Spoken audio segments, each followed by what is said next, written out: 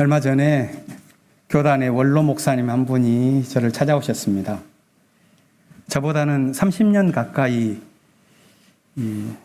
선배 되시니까 선배라고 하기에는 조금 간격이 큰 어르신입니다. 목회를 전남에서 시작하셨는데 광주 한빛교회 그리고 서울에 오셔서는 서울역 앞에 있는 성남교회에서 목회를 하셨고요. 60을 회갑 넘어서 갑자기 케냐 선교사로 나가셔서 16년간 활동하시다가 80 가까이 되어서 돌아오셨습니다. 이분이 젊으셨을 때에는 광주 NCC 총무도 하셨고 그래서 민주화운동에 깊이 관여도 했고 또 케냐에 선교사로 가셔서는 신학교도 짓고 병원도 짓고 이런 활동을 하셨기 때문에 목회자로서 그 본보기가 되는 삶을 존중하면서 그분이 교단의 원로로 존경받고 또 저도 그분의 경험을 듣는 것을 매우 유익하게 생각하는 중이었습니다. 제가 우리 교회에 부임하고 난 후에는 가끔씩 찾아오셔서 목회에 관한 조언도 해주시고 또 교단의 미래에 관한 당부도 하십니다. 오실 때에는 책을 선물로 주시곤 하는데 이번에는 좀 특별한 성경책 한 권을 저에게 갖다 주셨습니다.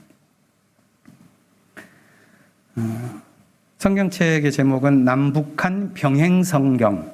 이래서 한쪽에 왼쪽 두 칼럼이 있는데 왼편에는 북한 성경이 있고 오른편에는 남한 성경이 있고 그래서 함께 대조해 가면서 읽을 수 있게 한 병행성경입니다. 이번에 새로 나왔다고 하시면서 그 책을 건네주시며 하신 말씀이 이번 WCC에 가냐 하는 것입니다. 그래서 그렇다고 말씀드렸더니 그럼 좀 멀더라도 라이프치히에 가서 성 니콜라이 교회를 꼭 한번 보고 오라 하는 것입니다. 그 말씀을 듣고 저는 속으로 이분이 지금 통일운동에 관한 이야기를 하려고 하시는구나 이렇게 생각했습니다. 왜냐하면 니콜라이 교회는 7년간 평화 오려 기도회를 드렸었고 그 기도회가 불씨가 되어서 통일 독일의 구심점을 형성했다고 하는 그런 역사가 뚜렷하기 때문에 우리 교단에서도 그것을 본받아서 2014년부터는 평화통일 오려기도회를 계속 해오고 있고 그 연장선상에서 이번 WCC 총회에서도 한반도 평화통일 오려기도회가 진행되는 것입니다. 독일이나 유럽 여행을 많이 해보신 분들이 계실 겁니다. 놀랍게도 저는 유럽의 귀퉁이, 그리스의 몇 도시 이외에는 유럽 전체를 다녀본 적이 없는 아주 유럽의 문외한입니다. 그래서 이번에 독일 가면은 좀 시간을 쪼개서 여기저기 좀 다녀보면 좋겠다 하는 그런 마음을 은근히 품고 있었습니다. 그런데 이어지는 그분의 말씀을 듣고 제가 생각을 바꾸게 되었습니다. 그분이 저에게 니콜라이 교회에 방문해 보라고 한 것은 독일 통일 운동의 역사를 배워오라 하는 그런 의미라기보다는 그 운동을 가능케 한 기도의 힘이 무엇이었는지를 느껴봐라 하는 것이었다는 것을 알게 되었습니다. 그리고 저에게 하신 제안이 향림교회에서 교회를 짓고 있는데 광화문에 세워진 향림교회는 참 의미가 있다. 그렇다면 향림교회 통일운동의 전통을 세워서 니콜라이 교회처럼 월요일 정오에는 한 끼 굶으면서 이렇게 남북 병행 성경을 함께 읽고 그런 기도회를 이어가 보는 것을 계획하는 게 어떠냐? 통일될 때까지. 이런 말씀을 하시길래 좀 묵직했습니다. 그 제안이 단순히 후배 목사가 목회를 어떻게 하라고 하는 코치가 아닙니다. 이건 우리 역사와 향림교회를 깊이 염려하고 사랑하는 노 목사님의 충정어린 말씀이었다는 것을 그분의 글썽이는 눈물을 보고 제가 느꼈어요. 그 말씀이 너무 커서 한참을 말하지 못하다가 제가 입을 열어서 이렇게 말씀드렸습니다. 이 일은 저만의 목회 계획일 수는 없습니다. 교우들과 함께 결단해야 할 일이니 숙고해 보겠습니다. 이렇게 대답했습니다. 그리고 그 말을 할 때 제 마음만이 아니라 제 눈시울 역시도 뜨거워졌습니다. 그 이후로 한 달여가 되는데 여러 상념들이 마음속에서 흘러갑니다. 우리 교회 역사의 통일을 위한 기도와 꿈이 있었는데 이게 다시 이렇게 세우라는 의미는 아닐까. 또 도심지 교회들이 직장인들을 위한 점심 기도회 같은 것들을 하고 그러는데 북과 남의 성경을 읽으면서 한반도 통일을 위해서 기도하는 교회 하나쯤은 있어야 되지 않는가. 그것이 우리를 향한 하나님의 뜻은 아닐까. 점심 한 끼 굶으면서 몸으로 기도하는 사람들이 있어야지 통일의 마중물이라는 것도 만들어지지 않을까. 이런 상념들이 지금 제 마음을 흘러가고 있습니다. 그래서 또 생각을 해봤습니다. 그럼 그게 어떻게 해서 가능하지? 그 가능한 조건을 생각해 보면서 마태복음 18장 예수님의 말씀을 떠올립니다. 땅에서 너희 가운데 두 사람이 합심하여 무슨 일이든 구하면 하늘에 계신 내 아버지께서 그들에게 이루어 주실 것이라. 두세 사람이 내 이름으로 모여 있는 자리, 거기에 내가 그들 가운데 있다. 이 말씀을 생각하니까 제가 갑자기 성서 문자주의자가 된 겁니다. 그래서 우리 교회의 교우들 가운데 이 기도회를 위하여 마음이 뜨거워지는 두 사람만 있으면 기도회가 출발 가능하겠구나 하는 생각을 하게 되었습니다. 그래서 한반도 통일이 될 때까지 마음을 합해서 이 기도를 드릴 저 빼고 단 두 사람 있다면 하늘로 가는 야곱의 사닥다리를 지어갈 수가 있겠다 이렇게 생각했는데요. 교우들은 어떻게 생각하십니까? 이런 생각이 과연 맞는지, 한순간의 객기는 아닌지, 그런 기도를 드릴 때 정말 우리 마음이 뜨거워지는지 알아보기 위해서 앞으로 가끔은 이렇게 성서 읽기 시간에 우리 예배 시간에 북한 성경을 읽어가면서 진행해 볼까 합니다. 제가 그 성경을 읽을 때는 아직 두 명이 안 찼으니 결단할 때입니다. 이렇게 드리는 사인이라고 생각하시면서 들어주시길 빌고 또 그 성경을 읽으면서 마음이 뜨거워지는지 통일이 될 때까지 이 기도회를 우리 교회가 이끌어갈 수 있는지 온 교우들께서 함께 생각해 주시기를 바랍니다. 아무튼 저는 WC 총회를 마치면 한 4, 5일이 비는데요. 그때 한국에서는 추석 연휴이지만 저는 라이프치히에 머물면서 저부터 기도해 보려고 합니다. 니콜라이 교회는 지금부터 약 850년 전인 1165년에 지어졌다고 합니다. 그 도심 한가운데 있는 교회고요. 종교개혁 시대 루터가 운동을 시작한 지 얼마 되지 않은 1539년 그때 이 교회에서 설교를 한 후에 니콜라이 교회는 종교개혁 운동을 시작하게 되었고 머지않아서 작센주의 개신교 본부 역할을 담당해 왔다고 말합니다. 음악의 아버지로 알려지는 요한 세바스찬 바하, 그분이 이 교회 성가대 지휘자로 있으면서 음악가로 활동을 하면서 이 교회를 영적으로 풍성하게 했다고도 하고요. 알베르트 슈바이처가 25살에 신학 박사 학위를 받고 역사적 예수에 대한 연구의 한계를 느끼면서 아프리카로 가기 전 2년간 목사로 활동했었던 교회 역시도 이 교회입니다.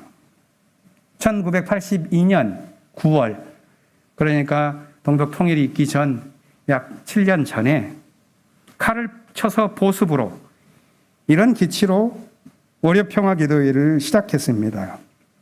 그리고 그 기도회에는 기독교인과 비기독교인, 공산주의자와 반체제 인사 등 누구도 배제되지 않고 함께 모여서 7년 만에 통일에 이르기 위한 기도를 드렸습니다. 저는 그 기도를, 그 영적인 풍요함을 느껴보고 싶습니다. 이런 꿈을 꾸고 또 여기에서 교우들과 함께 나눌 수 있는 것은 먼저 삶으로 그런 기도를 드렸고 써갔던 신앙의 선배들이 우리에게 있기 때문입니다. 한반도 평화 통일을 위해서 살아간 삶의 증인들, 우리의 기억 속에 또 우리 교회 역사 속에 계시지요. 그 가운데 며칠 있으면 이주기를 맡게 될 김낙중 선생님을 생각하게 됩니다. 저는 그분의 말년만을 지켜보았기 때문에 잘 모릅니다.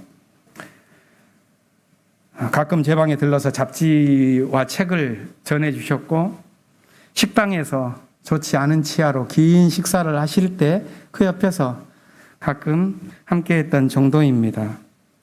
하지만 책을 통해서 그분이 남긴 인터뷰를 읽으면서 그분을 알아갈수록 그는 평화를 사랑한 낭만주의자 또는 끈질긴 혁명가 그런 모습만 갖고 있는 것이 아니라 하늘의 평화를 구하는 치열한 구도자의 모습 또한 발견하게 됩니다. 개인적으로 죽음을 넘나드는 고난, 또 20년 가까이 되는 투옥, 이런 고통을 받았지만 분단 시대에 당했었던 그 고통이 마치 역사의 형벌이나 되는 것처럼 감당했었던 그 삶에 숙연해집니다. 그가 추구했었던 평화사상은 단순히 정치적인 감각에서 만들어진 것이 아니라 거기에는 영적인 깊이가 있습니다. 몸으로 드린 삶의 기도가 진실했기 때문에 시대를 앞선 사상 또한도 제안했습니다. 그는 민족의 통일을 민족주의적인 당위성에서 찾지 않았습니다.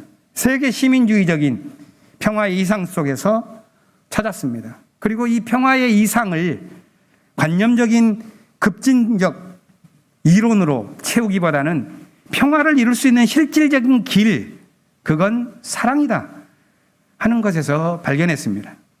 그렇게 얘기했고요. 그렇기 때문에 현실 정치에서는 권력으로부터 소외를 당하고 말았습니다. 저는 그분의 삶에 종교를 탐하는 정치의 모습도 정치의 국어라는 종교의 흔적도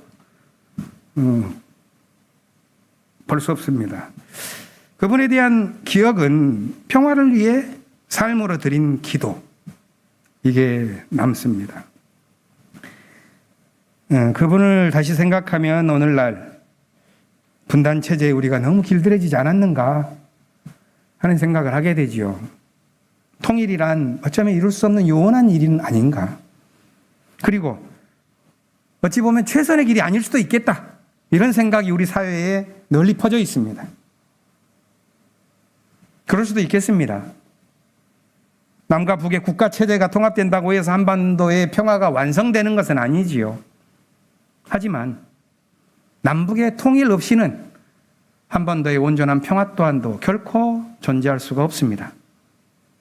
다시 통일을 위한 우리의 기도, 몸으로 드리는 삶의 제사, 시대의 문제를 자신의 문제, 가족의 문제, 과제처럼 여기는 우리의 깨우침, 이것이 필요할 때입니다.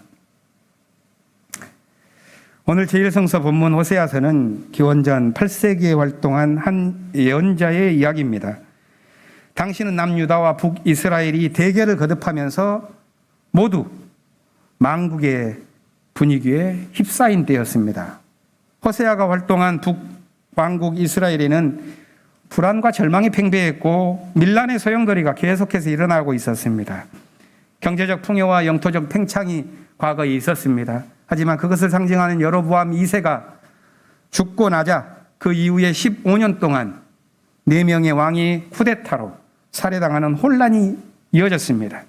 결국 얼마 가지 않아서 나라는 아시리아 제국에 패망합니다.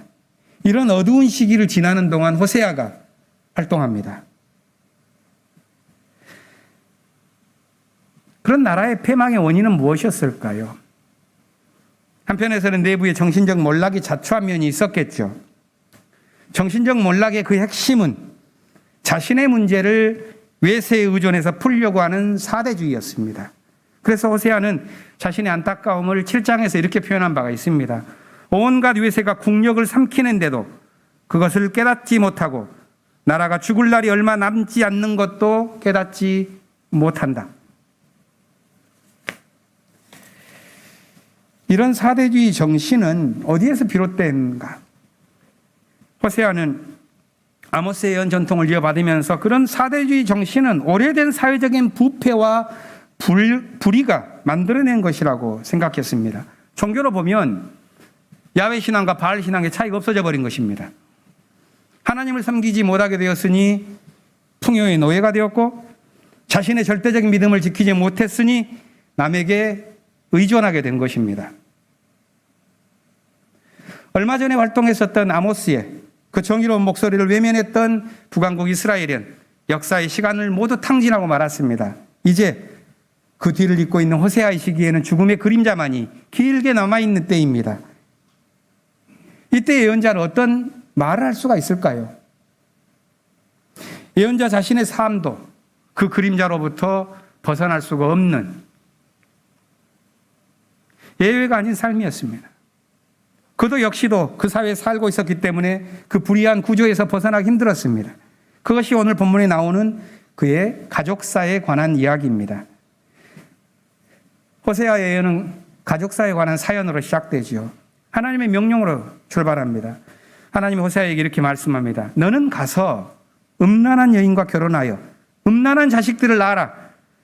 이 나라가 주를 버리고 떠나서 음란하게 살고 있기 때문이다.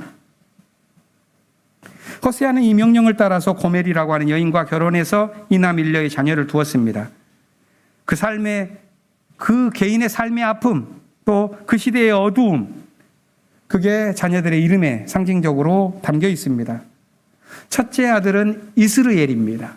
이스라엘이 사람과 민족에 관한 이름이라면 이스르엘은 지명입니다. 약 100년 전 예후가 개혁을 일으키기 위하여 쿠데타를 일으켰었던 장소인데 그 모든 100년의 왕조가 끝나게 되어서 이제 이 허벌판과 같은 폐허가 된 호세아의 시기에 다시 이스라엘이 상징하는 것은 피해 살육이 벌어졌었던 그 평온과 같은 삶에 앞으로 운명처럼 다가올 것이라는 것을 말해주는 듯합니다. 둘째 딸은 루하마, 불쌍히 여김을 받지 못한다는 뜻의 이름이요. 셋째 아들은 로암미, 내 백성이 아니다 라는 뜻입니다. 저주의 이름입니다. 어떻게 하나님은 그토록 부적절한 명령을 내리고 어쩌면 예언자라는 자는 가족을 저주하는 종교적 열기에 빠져 있을 수 있단 말인가? 이런 의문이 들 때에 우리는 호세아서에서 진정한 가르침을 얻기 위해서는 반드시 그 문자 너머의 의미로 나아가지 않으면 안 된다는 것을 알게 됩니다. 오늘 본문을 해석할 때 남성 중심주의 세계가 가진 야만성에 대한 비판의식은 잠시 내려두고자 합니다.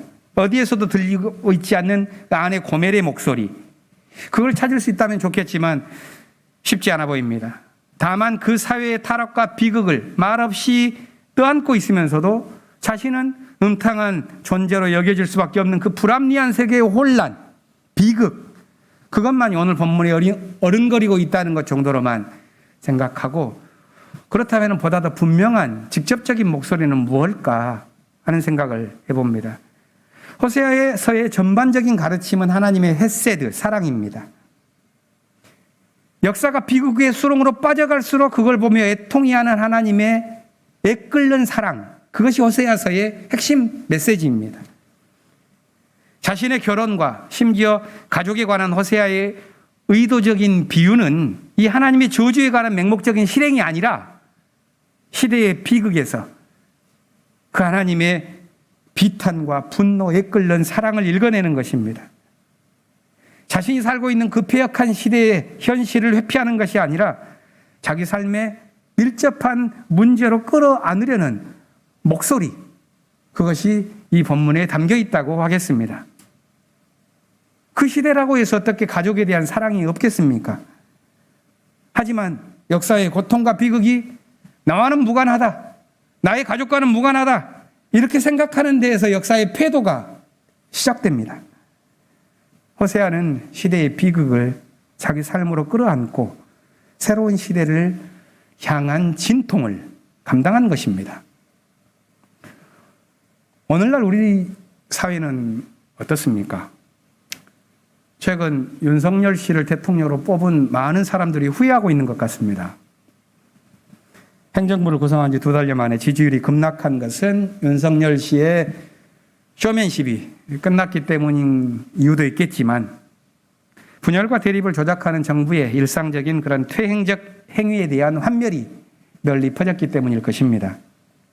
문제는 앞으로 윤석열 씨가 개인적으로 맡게 될 비극에 있는 것이 아니라 우리 사회가 그것에 동조해 왔었던 그 음란한 바알주의를 벗어나서 정의와 평화를 과연 회복할 수가 있겠느냐 하는데 있지 않겠습니까?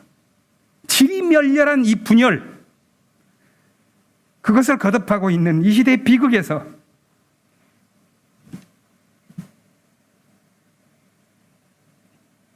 저 하늘의 비탄과 애통을 보고 마음의 중심에 평화의 기도를 회복하는 것, 그것이 우리의 과제겠죠.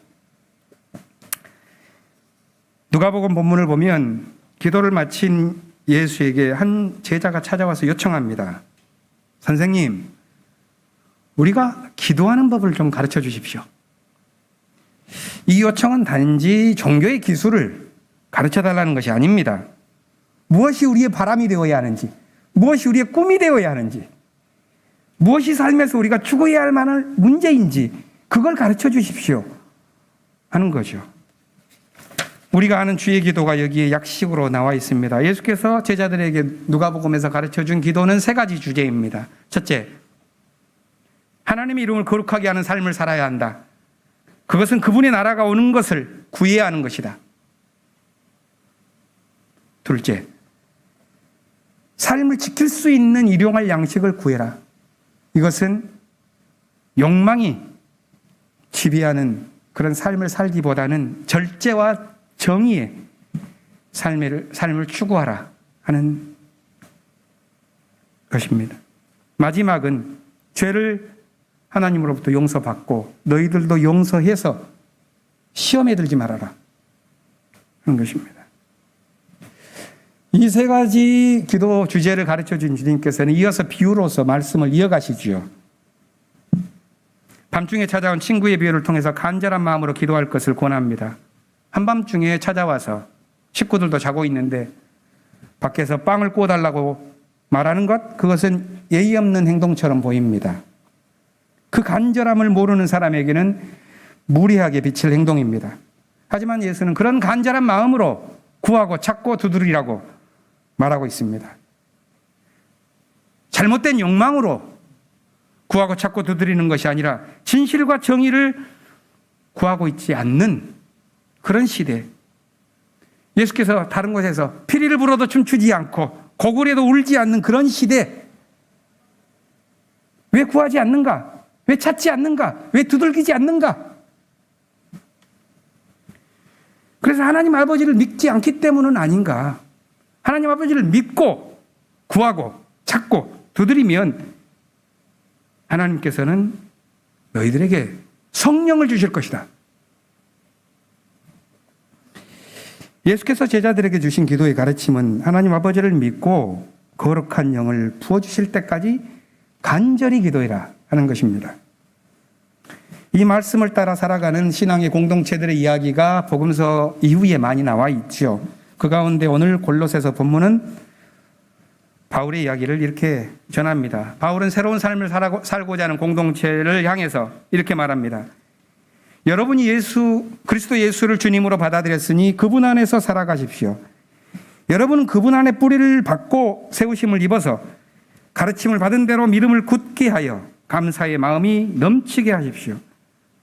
누가 철학이나 헛된 속임수로 여러분을 노획물로 삼지 않을까 조심하십시오. 그런 것은 사람들의 전통과 세상의 유치한 원리를 따라하는 것이요 그리스도를 따라하는 것이 아닙니다. 그리스도 안에서 살아가는 사람들은 자기 존재의 의미를 분명히 깨달아야 합니다. 그것은 그리스도 안에서 그분과 함께 살아가는 것입니다. 하나님의 자녀답게 사는 것입니다. 평화를 구하는 기도를 삶으로 살아내는 것입니다. 우리는 그리스도 안에서 이런 평화의 길을 걸었던 분들을 많이 기억하고 있습니다. 우리보다 먼저 하늘의 평화를 구하면서 하늘 아버지께서 거룩한 성령을 부어주실 때까지 자신의 삶을 밀고 나아갔던 사람들을 우리가 알고 있습니다. 그것이 오늘 우리가 이토록 혼탁한 시대 속에서도 바로 이 자리에서 우리가 함께 예배드리고 있는 이유가 아니겠습니까? 우리 또한도 교회 공동체를 지어나가려고 하는 운동을 하는 이유도 바로 그분들이 우리에게 내어주셨던 자신의 몸에 마중물이 있었기 때문일 것일 텐데, 그렇다면 우리도 다가오는 시대에 마중물이 되기 위한 기도를 다시 해야 할 것입니다. 우리 마음속에 평화를 향한 간절한 염원을 담아내야 하겠습니다. 오늘부터 3주간 종전평화를 위한 서명운동, 김희원 목사가 그거 참여하라고 이렇게 이 기도를, 이 하늘 특별 하고 있구나 이렇게 오해하실 수도 있겠는데요. 물론 그것도 없지 않아 있습니다. 하지만 저게 이름 한 줄 남기는 간단한 일입니다만, 그보다는 삶으로서 평화를 구하는 기도를 드리겠다고 다짐하는 그런 시간으로 우리 모두가 삼자 하는 취지가 아니겠습니까? 평화를 위해서 우리가 삶을 기도처럼 써나가겠다고 다짐하는 우리 교우들, 또 이 땅의 수많은 동지들께 하나님께서 늘 함께 해주시기를 기원합니다. 침묵으로 기도하겠습니다.